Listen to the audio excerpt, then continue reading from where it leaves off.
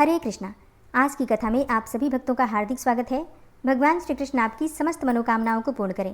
आज की कथा में आप सुनने वाले हैं एक ऐसे बूढ़े और दरिद्र ब्राह्मण की कहानी जिनकी पहले से 6 बेटियां थी और पीपल की पूजा किया करते थे।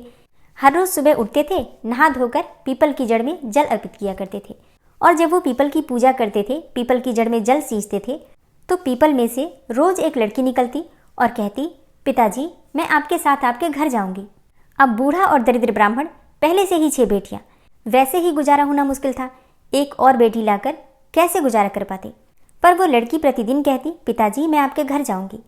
ये बातें सोच सोच कर बूढ़े और दरिद्र ब्राह्मण और भी ज़्यादा, पहले से भी ज़्यादा कमज़ोर होने लगे और सूखने लगे। तब एक दिन बुढ़िया ब्राह्मणी बोली, क्या बात है जी, आप इतने कमज़ोर कैसे हो रहे हो। तब बूढ़े ने अपने मन की बात बताई। बूढ़ा ब्राह्मण बोला, क्या बताऊँ, बहुत परेशान हूँ। रोज जब मैं पीपल में जल अर्पित करता हूँ, पीपल की जड़ सींचता हूँ तो पीपल में से एक लड़की निकलती है और कहती है कि पिताजी मैं आपके साथ आपके घर जाना चाहती हूँ। बूढ़े ब्राह्मण की बात सुनकर बुढ़िया बोली, कल ले आना उस लड़की को भी। जहाँ 6 लड़कियाँ पहले से ही हमारे घर में हैं, वहाँ 7वीं लड़की और सही। बुढ़िया की बात मानकर अगले दिन बूढ़ा ब्राह्मण उस लड़की को अपने घर ले आया। अब बूढ़े ब्राह्मण का गुजारा होता था भिक्षा मांगकर, तो जब वो भिक्षा मांगने के लिए घर से बाहर गया तो पहले की अपेक्षा उसे इस दिन ज़्यादा आटा मिला। जब बुढ़िया वो आटा छानने लगी तो लड़की बोली, माँ आज मैं छान देती हूँ। और जब वो आटा छानने बैठी तो परात भर गई। उसके बाद जब बुढ़िया खाना बनाने लगी तो लड़की बोली, माँ आज खाना मैं बनाऊंगी। बुढ़िया बोली, ना बेटी तेरे हाथ जल जाएंगे। लेकिन लड़की नहीं मानी, उसने खाना बनाया और जब वो रसोई में गई खाना बनाने लगी तो उसने तरह तरह के 3600 व्यंजन बना डाले। आज सबने भर पेट भोजन किया। इससे पहले वो लोग आधा पेट भूखा ही रहते थे। रात हुई तो बुढ़िया का भाई आया और कहने लगा कि दीदी मैं तो खाना खाऊंगा। बुढ़िया परेशान हो गई कि अब खाना कहाँ से आएगा। लड़की ने पूछा, माँ क्या बात है। बुढ़िया बोली, बेटी तेरा मामा आया है और रोटी मांग रहा है, लेकिन रोटी तो सबने खा ली है, अब इसके लिए रोटी कहाँ से लाऊंगी। लड़की बोली, माँ तुम चिंता मत करो, मैं बना दूंगी। और वो रसोई में गई और मामा के लिए 3600 व्यंजन बना दिए। मामा ने भरपेट भोजन खाया और कहा भी कि ऐसा खाना इससे पहले उसने कभी नहीं खाया है। बुढ़िया ने उससे कहा, भाई तेरी पावनी भांजी है और उसी ने बनाया है। शाम हुई तो लड़की बोली कि माँ चौका लगा के चौके का दिया जला देना, कोठे में ही मैं सोऊंगी। बुढ़िया बोली कि ना बेटी तू डर जाएगी। लेकिन लड़की बोली, नहीं माँ मैं नहीं डरूंगी, मैं अंदर कोठे में ही सोऊंगी। और वो कोठे में ही जाकर सो गई। आधी रात को लड़की उठी और उसने चारों ओर आंख मारी तो धन ही धन भर गया। वो बाहर जाने लगी तो एक बूढ़ा ब्राह्मण सो रहा था। उसने देखा तो कहा कि बेटी तू कहाँ चली। लड़की बोली कि मैं तो दरिद्रता दूर करने आई थी, अगर तुम्हें भी दरिद्रता दूर करवानी है तो करवा लो। उसने बूढ़े ब्राह्मण के घर में भी आंख से देखा तो चारों ओर धन ही धन भर गया। सुबह सवेरे जब सब उठे तो लड़की को न पाकर उसे ढूंढने लगे कि पावनी बेटी कहाँ चली गई। बूढ़ा ब्राह्मण बोला कि वो तो लक्ष्मी माता थी, जो तुम्हारे साथ मेरी भी दरिद्रता दूर कर गई। हे लक्ष्मी माता, जैसे आपने उनकी दरिद्रता दूर की वैसे ही सबकी करना। कहानी कहने वाले, सुनने वाले और हुंकारा भरने वाले सबके घर में धन भर देना। प्रेम से बोलिए श्री लक्ष्मी मैया की जय। और अब आप सुनेंगे आज का अध्याय। श्रुतदेव जी बोले कि हे राजन, मधुसूदन भगवान के प्यारे, पापनाशक वैशाख महात्म का फल और भी सुनो। पूर्व काल में पांचाल देश में पुरुयशा नाम के एक राजा थे, जो पुण्यशील एवं बुद्धिमान राजा भूरियशा के पुत्र थे। पिता के मरने पर पुरुयशा राज्य सिंहासन पर बैठे। वे धर्म की अभिलाषा रखने वाले, शूरता, उदारता आदि गुणों से संपन्न और धनुर्वेद में प्रवीण थे। उन महामती नरेश ने अपने धर्म के अनुसार पृथ्वी का पालन किया। कुछ काल के पश्चात राजा का सारा धन नष्ट हो गया। हाथी और घोड़े बड़े बड़े रोगों से पीड़ित होकर मर गए। उनके राज्य में ऐसा भारी अकाल पड़ा जो मनुष्यों का अत्यंत विनाश करने वाला था। पांचाल नरेश राजा पुरुयशा को निर्बल जानकर उनके शत्रुओं ने आक्रमण किया और युद्ध में उनको जीत लिया। तदनंतर पराजित हुए राजा ने अपनी पत्नी शिखणी के साथ पर्वत की कंदरा में प्रवेश किया। साथ में दासी और सेवकगण भी थे। इस प्रकार राजा छिपे रहकर मन ही मन विचार करने लगे कि मेरी यह क्या अवस्था हो गई। मैं जन्म और कर्म से शुद्ध हूँ, माता और पिता के हित में तत्पर रहा हूँ, गुरु भक्त, उदार, ब्राह्मणों का सेवक, धर्मपरायण, सब प्राणियों के प्रति दयालु, देव पूजक और जितेंद्रिय भी हूँ। फिर किस कर्म से मुझे यह विशेष दुख देने वाली दरिद्रता प्राप्त हुई है। किस कर्म से मेरी पराजय हुई और किस कर्म के फल स्वरूप मुझे यह वनवास मिला है। इस प्रकार चिंता से व्याकुल होकर राजा ने खिन्न चित्त से अपने सर्वज्ञ गुरु मुनिश्रेष्ठ याज और उपयाज का स्मरण किया। राजा के आवाहन करने पर दोनों बुद्धिमान मुनीश्वर वहां आए। उन्हें देखकर पांचाल प्रिय नरेश सहसा उठकर खड़े हो गए और बड़ी भक्ति के साथ गुरु के चरणों में मस्तक रखकर प्रणाम किया। फिर वन में पैदा होने वाली शुभ सामग्रियों के द्वारा उन्होंने उन दोनों का पूजन किया और विनीत भाव से पूछा, हे विप्रवरों, मैं गुरु चरणों में भक्ति रखने वाला हूँ।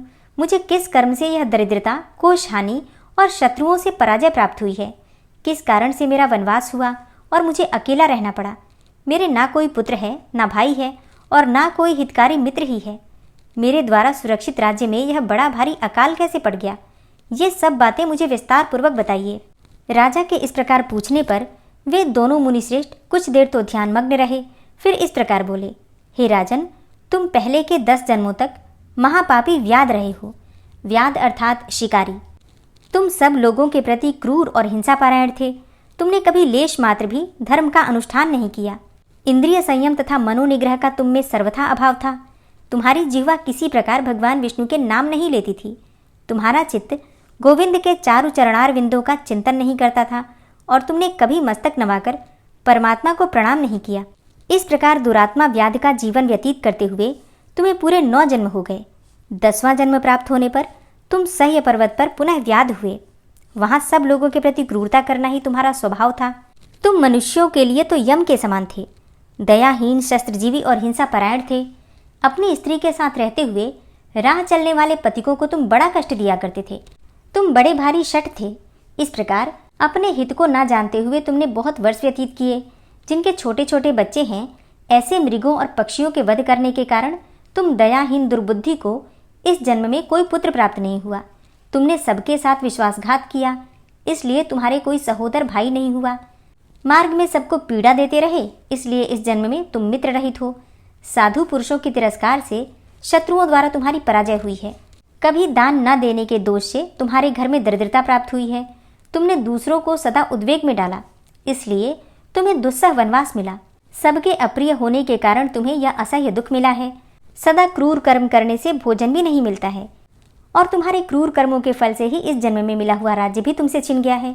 अब मैं तुम्हारे सत्कुल में अर्थात राजवंश में जन्म लेने का कारण भी बताता हूँ। तुम ध्यानपूर्वक सुनो। जब 10वें जन्म में तू गौड़ देश में था, तब पथिकों को बड़ा कष्ट दिया करता था। एक दिन कंटकमय वन में 2 वैश्य और कर्षण नामक मुनि वहां आए, जिनमें से एक वैश्य को तूने मार डाला और उसका सब धन छीन लिया और दूसरा अपनी जान बचाकर अपने धन को लेकर कहीं लता पत्रों में फेंक गया और कर्षण मुनि भी अपनी मृत्यु के डर से धूप में भागे तो तृषा और धूप से व्याकुल होकर मूर्छित होकर गिर पड़े। तब तूने वैश्य धन कहाँ पटक गया है, ये जानने के लिए कर्षण मुनि के कानों में फूंक मारी तथा कृमि और कीचड़ मिले हुए गड्ढे के जल से उनके नेत्र धोए और पंखे से हवा करने लगा। तब मुनि ने स्वस्थ चित्त हो जाने पर और तेरे पूछने पर वैश्य का धन पेड़ों में फेंककर भाग जाने की बात कही। तब तू मुनि को सुखपूर्वक चले जाने को कहकर गहन वन में चला गया। यद्यपि तूने अपने कार्य की सिद्धि के लिए मुनि की रक्षा की थी, तब भी उस पुण्य के प्रभाव से तेरा जन्म महापुण्यवान विशाल राजवंश में हुआ। बस जीवन में बस एक ही पुण्य के कारण तुम्हारा यह जन्म परम पवित्र राजवंश में हुआ है। अब यदि तुम सुख चाहते हो, राज्य चाहते हो, धन धान्य आदि संपत्ति, स्वर्ग और मोक्ष चाहते हो अथवा सायुज्य एवं श्री हरि के पद की अभिलाषा रखते हो, तो वैशाख मास के धर्मों का पालन करो। इसी से सब प्रकार के सुख पाओगे। इस समय वैशाख मास चल रहा है और आज अक्षय तृतीया है। आज तुम विधि पूर्वक स्नान और भगवान लक्ष्मीपति की पूजा करो। यदि अपने समान ही गुणवान पुत्रों की अभिलाषा करते हो तो सब प्राणियों के हित के लिए प्याऊ लगवाओ। इस पवित्र वैशाख मास में भगवान मधुसूदन की प्रसन्नता के लिए यदि तुम निष्काम भाव से धर्मों का अनुष्ठान करोगे तो अंतःकरण शुद्ध होने पर तुम्हें भगवान विष्णु का प्रत्यक्ष दर्शन होगा। यो कहकर राजा की अनुमति लेकर उनके दोनों ब्राह्मण पुरोहित याज और उपयाज जैसे आए थे वैसे ही चले गए। उनसे उपदेश पाकर महाराज पुरुयशा ने वैशाख मास के संपूर्ण धर्मों का श्रद्धापूर्वक पालन किया और भगवान मधुसूदन की आराधना की। इससे उनका प्रभाव बढ़ गया तथा बंधु बांधव उनसे आकर मिल गए। तत्पश्चात वे मरने से बची हुई सेना को साथ लेकर बंधुओं सहित पांचाल नगरी के समीप आए। उस समय पांचाल राजा के साथ राजाओं का पुनः संग्राम हुआ। महारथी पुरुयशा ने अकेले ही समस्त महाबाहु राजाओं पर विजय पाई। विरोधी राजाओं ने भागकर विभिन्न देशों के मार्गों का आश्रय लिया। विजयी पांचाल राज ने भागे हुए राजाओं के कोष 10 करोड़ घोड़े, 3 करोड़ हाथी, 1 अरब रथ, 10,000 ऊंट और 3 लाख खच्चरों को अपने अधिकार में करके अपनी पुरी में पहुंचा दिया। वैशाख धर्म के महात्म्य से सब राजा भग्न मनोरथ होकर पुरुयशा को कर देने वाले हो गए और पांचाल देश में अनुपम सुकाल आ गया। भगवान विष्णु की प्रसन्नता से इस वसुधा पर उनका एक छत्र राज्य हुआ और गुरुता, उदारता आदि गुणों से युक्त उनके 5 पुत्र हुए, जो धृष्टकीर्ति, धृष्टकेतु, धृष्टदुम्न, विजय और चित्रकेतु के नाम से प्रसिद्ध थे। धर्म पूर्वक प्रतिपालित होकर समस्त प्रजा राजा के प्रति अनुरक्त हो गई। इससे उसी क्षण उन्हें वैशाख मास के प्रभाव का निश्चय हो गया। तब से पांचाल राज भगवान विष्णु की प्रसन्नता के लिए वैशाख मास के धर्मों का निष्काम भाव से बराबर पालन करने लगे। उनके इस धर्म से संतुष्ट होकर भगवान विष्णु ने अक्षय तृतीया के दिन उन्हें प्रत्यक्ष दर्शन दिया। हरे कृष्णा। आज की कथा का यहीं पर समापन करती हूँ। इसके आगे का वृतांत आप कल की कथा में सुनेंगे। व्यास जी कहते हैं कि कैलाश के रमणीय शिखर पर भगवान महेश्वर सुखपूर्वक बैठे हुए थे। इसी समय स्कंद ने उनके पास जाकर पृथ्वी पर मस्तक टेककर उन्हें प्रणाम किया और कहा कि हे नाथ, मैं आपसे रविवार आदि का यथार्थ फल सुनना चाहता हूँ। तब महादेव जी ने कहा, बेटा, रविवार के दिन मनुष्य व्रत रहकर सूर्य को लाल फूलों से अर्घ्य दे और रात्रि को हविष्यान्न भोजन करे। ऐसा करने से वह कभी स्वर्ग से भ्रष्ट नहीं होता। रविवार का व्रत परम पवित्र और हितकर है। वह समस्त कामनाओं को पूर्ण करने वाला, पुण्यप्रद, ऐश्वर्यदायक, रोगनाशक और स्वर्ग तथा मोक्ष प्रदान करने वाला है। यदि रविवार के दिन सूर्य की संक्रांति तथा शुक्ल पक्ष की सप्तमी हो तो उस दिन किया हुआ व्रत, पूजा और जप सब अक्षय होता है। शुक्ल पक्ष के रविवार को गृहपति सूर्य की पूजा करनी चाहिए। इसके लिए अपने हाथ में लाल फूल लें और लाल कमल पर विराजमान सुंदर ग्रीवा से सुशोभित, रक्त वस्त्रधारी और लाल रंग के आभूषणों से विभूषित भगवान सूर्य का ध्यान करें और फूलों को सूंचकर ईशान कोण की ओर फेंक दें। इसके बाद आदित्याय विग्रहे भास्कराय धीमहि तन्नो भानु प्रचोदयात् इस सूर्य गायत्री का जप करें। तदनंतर गुरु के उपदेश के अनुसार विधिपूर्वक पूजा करें। फिर भक्ति के साथ पुष्प और केले आदि के सुंदर फल अर्पण करके जल चढ़ाना चाहिए। जल के बाद चंदन, चंदन के बाद धूप, धूप के बाद दीप, दीप के पश्चात नैवेद्य तथा उसके बाद जल निवेदन करना चाहिए। तत्पश्चात जप, स्तुति, मुद्रा और नमस्कार करना उचित है। पहली मुद्रा का नाम है अंजलि और दूसरी का नाम है धेनु। इस प्रकार जो सूर्य का पूजन करता है वह उन्हीं का सायुज्य प्राप्त करता है। भगवान सूर्य एक होते हुए भी काल भेद से नाना रूप धारण करके प्रत्येक मास में तपते रहते हैं। एक ही सूर्य 12 रूपों में प्रकट होते हैं।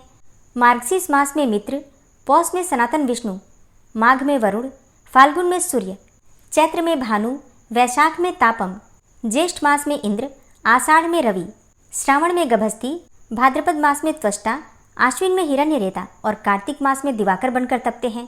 इस प्रकार 12 महीनों में भगवान सूर्य 12 नामों से पुकारे जाते हैं। इनका रूप अत्यंत विशाल, महान, तेजस्वी और प्रलयकालीन अग्नि के समान देदीप्यमान है। जो मनुष्य इस प्रसंग का नित्य पाठ करता है उसके शरीर में पाप नहीं रहता। उसे रोग, दरिद्रता और अपमान का कभी भी कष्ट नहीं उठाना पड़ता। वह क्रमशः यश, राज्य, सुख तथा अक्षय स्वर्ग प्राप्त करता है। अब मैं सबको प्रसन्नता प्रदान करने वाले सूर्य के उत्तम महामंत्र का वर्णन करूंगा। तुम ध्यानपूर्वक सुनो। उसका भाव इस प्रकार है। सहस्त्र भुजाओं अर्थात किरणों से सुशोभित भगवान आदित्य को नमस्कार है। हाथ में कमल धारण करने वाले वरुण देव को बारंबार नमस्कार है। अंधकार का विनाश करने वाले श्री सूर्यदेव को अनेकों बार नमस्कार है। रश्मिमयी सहस्त्रों भुजाएं धारण करने वाले भानु को नमस्कार है। हे भगवान, तुम ही ब्रह्मा, तुम ही विष्णु और तुम ही रुद्र हो। तुम्हें नमस्कार है। तुम ही संपूर्ण प्राणियों के भीतर अग्नि और वायु रूप से विराजमान हो। तुम्हें बारंबार प्रणाम है। तुम्हारी सर्वत्र गति और सब भूतों में स्थिति है। तुम्हारे बिना किसी भी वस्तु की सत्ता नहीं है। तुम इस चराचर जगत में समस्त देहधारियों के भीतर स्थित हो। इस मंत्र का जप करके मनुष्य अपने संपूर्ण अभिलिषित पदार्थों तथा स्वर्ग आदि के भोग को प्राप्त करता है। आदित्य, भास्कर, सूर्य, अर्क, भानु, दिवाकर, सुवर्ण रेता, मित्र, पूषा, त्वष्टा, स्वयंभू और तिमिरास, ये सूर्य के 12 नाम बताए गए हैं। जो मनुष्य पवित्र होकर सूर्य के इन 12 नामों का पाठ करता है वह सब पापों और रोगों से मुक्त होकर परम गति को प्राप्त करता है। हे सदानंद, अब मैं महात्मा भास्कर के जो दूसरे प्रधान नाम हैं उनका वर्णन करूंगा।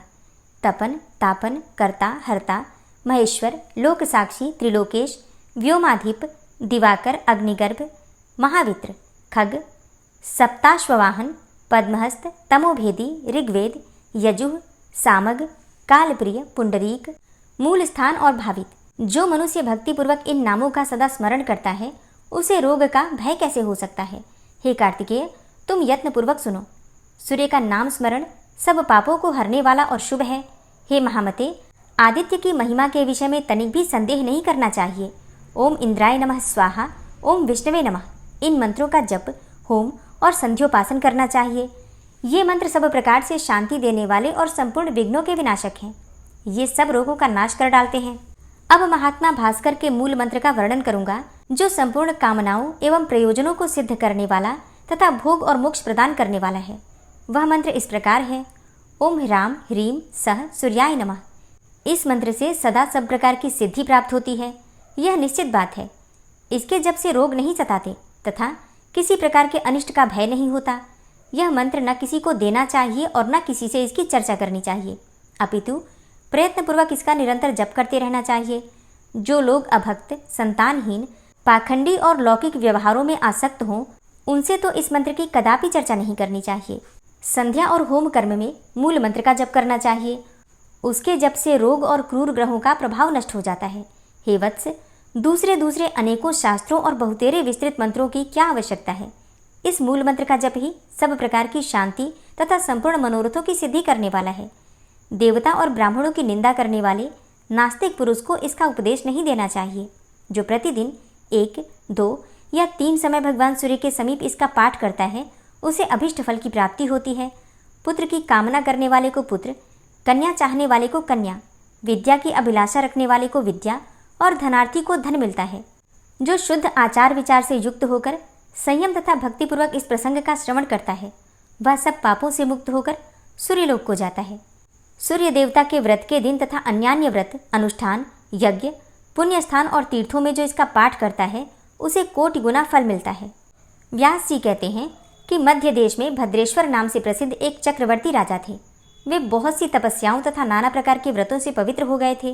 प्रतिदिन देवता, ब्राह्मण, अतिथि और गुरुजनों का पूजन करते थे। उनका बर्ताव न्याय के अनुकूल होता था। वे स्वभाव से सुशील और शास्त्रों के तात्पर्य तथा विधान के पारगामी विद्वान थे। सदा सद्भाव पूर्वक प्रजाजनों का पालन करते थे। एक समय की बात है कि उनके बाएं हाथ में श्वेत कुष्ठ हो गया था। वैद्यों ने उन्हें बहुत कुछ उपचार किया, किंतु उससे कोढ़ का चिन्ह और भी स्पष्ट दिखाई देने लगा। तब राजा ने प्रधान ब्राह्मणों और मंत्रियों को बुलाकर कहा, हे विप्रगण, मेरे हाथ में एक ऐसा पाप का चिन्ह प्रकट हो गया है जो लोक में निंदित होने के कारण मेरे लिए दुस्सह हो रहा है। अतः मैं किसी महान पुण्य क्षेत्र में जाकर अपने शरीर का परित्याग करना चाहता हूँ। तब ब्राह्मण बोले कि हे महाराज, आप धर्मशील और बुद्धिमान हैं। यदि आप अपने राज्य का परित्याग कर देंगे तो यह सारी प्रजा नष्ट हो जाएगी, इसलिए आपको ऐसी बात नहीं कहनी चाहिए। हे प्रभु, हम लोग इस रोग को दबाने का उपाय जानते हैं।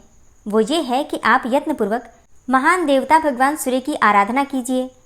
तब राजा ने पूछा, विप्रवरों, किस उपाय से मैं भगवान भास्कर को संतुष्ट कर सकूंगा। ब्राह्मण बोले, हे राजन, आप अपने राज्य में ही रहकर सूर्यदेव की उपासना कीजिए।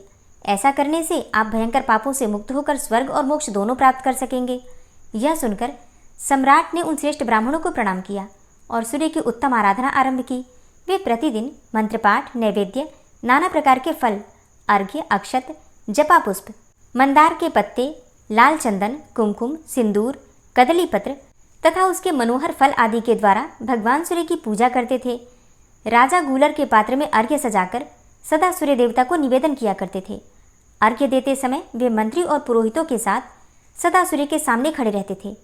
उनके साथ आचार्य, रानियां, अंतःपुर में रहने वाले रक्षक तथा उनकी पत्नियां, दास वर्ग तथा अन्य लोग भी रहा करते थे। वे सब लोग प्रतिदिन साथ ही साथ अर्घ्य देते थे। सूर्य देवता के अंगभूत जितने व्रत थे, उनका भी उन्होंने एकाग्रचित्त होकर अनुष्ठान किया। क्रमशः 1 वर्ष व्यतीत होने पर राजा का रोग दूर हो गया। इस प्रकार उस भयंकर रोग के नष्ट हो जाने पर राजा ने संपूर्ण जगत को अपने वश में करके सबके द्वारा प्रभात काल में सूर्य देवता का पूजन और व्रत कराना आरंभ किया। सब लोग कभी हविष्यान्न खाकर और कभी निराहार रहकर सूर्य देवता का पूजन करते थे। इस प्रकार ब्राह्मण, क्षत्रिय और वैश्य, इन तीनों वर्गों के द्वारा पूजित होकर भगवान सूर्य बहुत संतुष्ट हुए और कृपापूर्वक राजा के पास आकर बोले, हे राजन, तुम्हारे मन में जिस वस्तु की इच्छा हो उसे वरदान के रूप में मांग लो। सेवकों और पुरवासियों सहित तुम सब लोगों का हित करने के लिए मैं उपस्थित हूँ। राजा ने कहा, सबको नेत्र प्रदान करने वाले भगवान, यदि आप मुझे अभिष्ट वरदान देना चाहते हैं तो ऐसी कृपा कीजिए कि हम सब लोग आपके पास रहकर ही सुखी हों। सूर्य बोले, हे राजन, तुम्हारे मंत्री, पुरोहित, ब्राह्मण, स्त्रियां तथा अन्य परिवार के लोग भी सभी शुद्ध होकर कल्प पर्यंत मेरे रमणीय धाम में निवास करें। व्यास जी कहते हैं कि यो कहकर संसार को नेत्र प्रदान करने वाले भगवान सूर्य वहीं अंतर्ध्यान हो गए। तदनंतर राजा भद्रेश्वर अपने पुरवासियों सहित दिव्य लोक में आनंद का अनुभव करने लगे। वहां जो कीड़े मकोड़े आदि थे वे भी अपने पुत्र आदि के साथ प्रसन्नतापूर्वक स्वर्ग को सिधारे। इसी प्रकार राजा, ब्राह्मण, कठोर व्रतों का पालन करने वाले मुनि तथा क्षत्रिय आदि अन्य वर्ण भी सूर्य देवता के धाम में चले गए। जो मनुष्य पवित्रतापूर्वक इस प्रसंग का पाठ करता है उसके सब पापों का नाश हो जाता है तथा वह रुद्र की भांति इस पृथ्वी पर पूजित होता है। जो मानव संयम पूर्वक इसका श्रवण करता है उसे अभीष्ट फल की प्राप्ति होती है। इस अत्यंत गोपनीय रहस्य का भगवान सूर्य ने यमराज को उपदेश दिया था। भूमंडल पर तो व्यास के द्वारा ही इसका प्रचार हुआ है। ब्रह्मा जी कहते हैं कि हे नारद, इस तरह नाना प्रकार के धर्मों का निर्णय सुनाकर भगवान व्यास समयाप्रास में चले गए। तुम भी इस तत्व को श्रद्धापूर्वक जानकर सुख से विचरो और समयानुसार भगवान श्री विष्णु के सुयस का सानंद गान करते रहो। साथ ही जगत को धर्म का उपदेश देते हुए जगत गुरु भगवान को प्रसन्न करो। पुलस्त्य जी कहते हैं कि हे भीष्म, ब्रह्मा जी के ऐसा कहने पर देवर्षि नारद मुनिवर श्री नारायण का दर्शन करने के लिए गंधमादन पर्वत पर बद्रिकाश्रम तीर्थ में चले गए। हे महाराज, इस प्रकार यह सारा सृष्टिखंड मैंने क्रमशः तुम्हें सुना दिया। यह संपूर्ण वेदार्थों का सार है। इसे सुनकर मनुष्य भगवान का सानिध्य प्राप्त करता है। यह परम पवित्र, यश का निधान तथा पितरों को अत्यंत प्रिय है। यह देवताओं के लिए अमृत के समान मधुर तथा पापी मनुष्यों को भी पुण्य प्रदान करने वाला है। जो मनुष्य ऋषियों के इस शुभ चरित्र का प्रतिदिन श्रवण करता है वह सब पापों से मुक्त होकर स्वर्ग लोक में प्रतिष्ठित होता है। सतयुग में तपस्या, त्रेता में ज्ञान, द्वापर में यज्ञ तथा कलयुग में एकमात्र दान की विशेष प्रशंसा की गई है। संपूर्ण दानों में भी समस्त भूतों को अभय देना यही सर्वोत्तम दान है। इससे बढ़कर दूसरा कोई दान नहीं है। तीर्थ और श्राद्ध के वर्णन से युक्त यह पुराण खंड कहा गया। यह पुण्यजनक, पवित्र, आयुवर्धक और संपूर्ण पापों का नाशक है। जो मनुष्य इसका पाठ और श्रवण करता है वह श्री संपन्न होता है तथा सब पापों से मुक्त होकर लक्ष्मी सहित भगवान श्री विष्णु को प्राप्त कर लेता है। हरे कृष्णा।